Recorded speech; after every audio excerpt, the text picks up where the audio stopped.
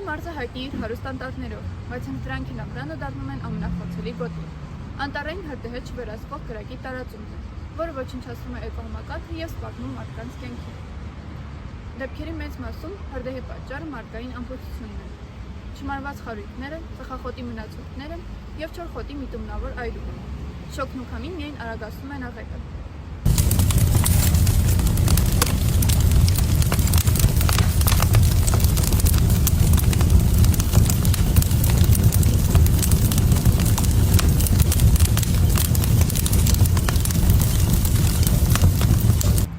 Իսկ ինչպես պաշտպանվել։ Առաջին կանոն՝ բնության գրկում երբեք չմարված կրակ չթողնել։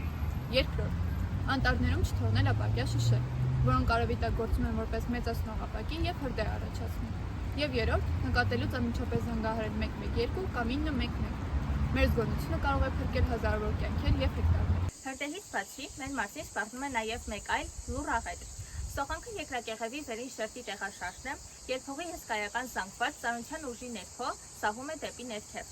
Տավուշում սոխանքների հիմնական պատճառը ստորգետնյա ջրերի առատությունն է, առատ տեղումները և լանջերի թեքությունը, սակայն մարդն է նպաստում դրան անտառահատումների և սխալ շինարարության պատճառով։ Սողանքն իր տակ առավ ավտոճանապարհը ու սահեց մինչև Ձոր, փակելով գետակի ուղին։ Իսկ ինչպես պաշտպանվել սոխանքից։ Շատ կարևոր է լանջերին ծառատնկումը, քանի որ ծառերի արմատները ամրացնում են հողը։ Բացի այդ, սոխանքային գոտիներում չի կարելի կառուցել ծանր շինություններ և հարկավոր է վերահսկել ջրահեռացումը։ Եվ եթե տան պատերին տեսնում եք ճեղքեր, ապա հարկավոր է անհապաղ տեղեկացնել տեղական ինքնակառավարման մարմիններին։ Մեր մարզի երրորդ և հիմնական մարտահրավերներից են ջրհեղեղն ու սելավները։ Ջրհեղեղը գետում ջրի մակարդակի կտրուկ աճն է, որի արդյունքում ջուրը դուրս է գալիս իր ափերից և ծածկում շրջակա տարածքները։ Տավուշում այնտեղի անում հիմնականում գարնանը, ձնհալների և հորդարատ անձրևների արդյունքում, երբ լեռնային գետերը վարարում են և իրենց հետ բերում են քարեր ու դեղին։